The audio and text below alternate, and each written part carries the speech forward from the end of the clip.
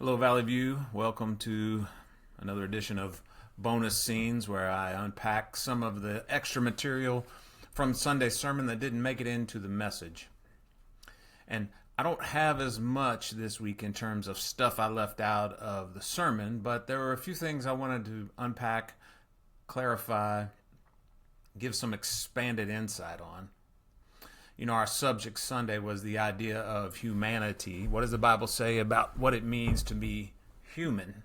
The more we understand about how God designed us, how He made us, the more we understand ourselves in light of what He says is true of us, the more we'll live life to its fullest, and that's the goal. That's what we're striving for. How can we experience life abundantly? Like John 10:10 says, I've come to give you life abundantly. That's what we want. And so that's what we're striving for. One of the things that we've been talking about as a church is this whole idea of how we battle anxiety. And this comes into our design as humans. Anxiety is stealing that abundant life for so many, especially a younger generation. And Colby's going to be addressing that with our students specifically this weekend at their weekend retreat. We historically called it Disciple Now. Now it's called the Weekend Without Vowels in the name, but it's their time to get away and really focus on their spiritual growth and discipleship. And a book we mentioned, if you came to the luncheon Sunday, a book we talked about is this book I have on the screen here, The Anxious Generation. This is written by sociologist Jonathan Haidt. I've read a couple of his books. In fact, it says here at the bottom, co-author of The Coddling of the American Mind. I read that book first by him probably 6-7 years ago. That book was his, at the time, observations that he thought a phone-based life for kids especially was causing anxiety. Well, this book now is the proof, the evidence that that is indeed the case. His assumptions back then have come true. Now, the reason why I want to cite this, he's not a Christian. He's definitely appreciates faith and sees the importance the role of faith plays in our world. Personally, not a Christian. Why are we studying a non-Christian book as a church, or referencing a non-Christian book as a church in what we're talking about? Well, this comes back to something I mentioned in a previous message, and that's the idea of common grace. You know, when God created the world, there are things now that are true of us that are common to us all simply because of God's design. There's common grace, and then there's, of course, special or specific grace that comes to us when we know Christ. And we could even say redeemed grace. His design has been corrupted through sin, and through Christ that is redeemed. But still, someone who is not a Christian can observe things about the world and how about the world acts, and at least how it should be. They can observe that and study it in great depth, and we can learn from that. And of course, we're going to filter everything in this book through a biblical lens. But I think part of humility as a Christian is being able to say, I can also learn from people who don't believe the same as me. And I just want to show you a couple of quotes in this book to highlight that and point that out. And this will all be driving to what this means for us as a church. These are the notes I captured. I captured. Thankfully, I have a couple of ladies in the church who helped me type up some of my notes from books. Julie Hatcher typed these up for me in particular. And in fact, each chapter in this book is summarized. You see this phrase, in sum, has been summarized. And we put all those in a document. If you're at the luncheon, you can get a summary of the whole book in basically 8 pages. I think reading the book is better, but that's better than nothing. We'll be sharing a link to that document here pretty soon. But just here's a couple of observations he makes that show this mindset of we can observe things about how people are designed, whether we're Christian or not. He says this on page 65, children are born with 2 innate learning programs that help them to acquire their local culture. I'm right here in this paragraph. Conformist bias motivates them to copy whatever seems to be most common. And of course, we see that in children. Whatever seems to be what everyone else is doing, there's something within us that wants to copy that.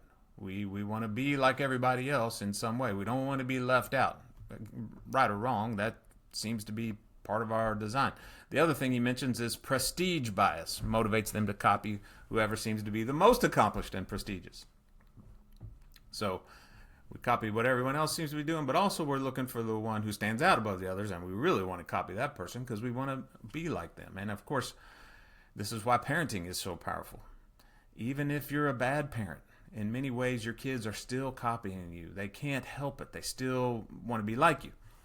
Now, the point he's making, and the rest of this paragraph goes on to say, the problem, the challenge is social media platforms in particular, which are engineered for engagement, hijack social learning, drown out the culture of one's family and local community while locking children's eyes onto influencers of questionable value. And I'm not going to spend a lot of time unpacking that. I think you can read that. And of course, there certainly are people on social media that we should model and follow. People you already admire and want to emulate. Yes, it's not necessarily either or, but the weight of it is such that the overwhelming result is negative, not positive. And I like that he uses the word, it hijacks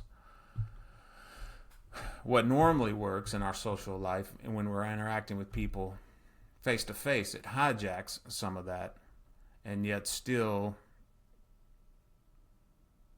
can have disproportionate influence on our lives, especially as young children. A couple of other quotes. Then, as we move towards what does this mean for us as Christians, page 34, MIT professor Sherry Turkle wrote in 2015 about life with smartphones, we are forever elsewhere. This is a profound transformation of human consciousness and relationships. There's something about having this device in front of you that just has your mind and your whole sense of presence and awareness anywhere else than where you are. And I think many of us often want that. We want to escape. In fact, this quote I thought was troubling. Many adolescents, page 35, and adults lost the ability to be fully present with people around them. And we all know that's true. You can have a room of 10 people together. One person can be talking about something very deep and personal and no one else hear it because they're all somewhere else and unable. And even if they put down their phones, they're still thinking about where they were. They're unable to be fully present. Many of us have to fight for that, have to fight to get engaged, to be fully present where we are. Part of the reason this is important, and here's where this ultimately lands with us related to church on page 38. People don't get depressed when they face threats collectively. They get depressed when they feel isolated, lonely, or useless. And the case he makes in this book is that we are increasingly, and largely due to phones, not just phones, smartphones with high-speed internet and access to constant social media, that combination has led to very isolating behaviors. Many of us feel lonely, useless, isolated, which leads to depression. And you can face depression when you can face it with others. And collectively is the word he uses. And so the word I want to talk about that is what we focus on as a church, and what's important to the Christian church is the word we often use, fellowship or community. That's a Greek word that shows up in a lot of places in Scripture. One place I just ran across with it here. Philippians chapter 3, verse 10, that I may know him and the power of his resurrection and may share in his sufferings. Many other translations will just say that I may have fellowship in his sufferings. I hope that's what they say as I'm saying that. Fellowship is definitely one way to translate that word here. Share in his sufferings, New American Standard. The fellowship of his sufferings. NIV, participation in his sufferings. Here's fellowship, sharing, on and on. The Greek word behind that is the word koinonia. You may have heard that word show up in various church settings. Sometimes it can be translated even as church. That's not the main word used as church. That's a different word. But behind that is the idea that we are a community. We are sharing life together. We are experiencing life together. That word, in fact, the specific kind of Greek language that the Bible was translated from or written in is called Koine Greek. Koine just means common. It's the same word that the Latin uses for the Vulgate, the Latin Bible, which means vulgar, the language of the people. The common, vulgar meant common. It didn't mean the way we use it now. Koine, common. And so when we think of fellowship, sharing, what is common to us all? What are things that we all share in together? You see this word used in not just the Bible. You see it used among early Christian writers. This is a guy named Saint Irenaeus. Here's a picture from his high school yearbook, I think, probably. He was writing around 180 AD, so, and you can read all about him on the great place Wikipedia, 180 AD. So, here he is. If John, many believe, disciple John lived to be 90-ish. So, there's some overlap there. He's born around 130, 125, I think is what it says here. Lives to 200. He would have known people who walked with John, who knew John, who were disciples of John. He wrote a number of books. The one we're going to look at today is called Against Heresies, refuting Gnosticism, refuting a number of different heresies. And in that, one of the things he was talking about was about the Eucharist, about communion. And here he uses this word fellowship, the fellowship and union of the flesh and spirit, as he talks about the power of communion. That just shows a little bit of the hint of the meaning behind, the depth of the meaning behind the word fellowship, the connection, the deep, intimate connection of flesh and spirit. And in church, we want to be people who are deeply connected to one another. The more connected we are, the stronger our relationship with one another, then the more we can face together, the more we can love one another, the more ultimately we can serve the community and bring Christ to the community.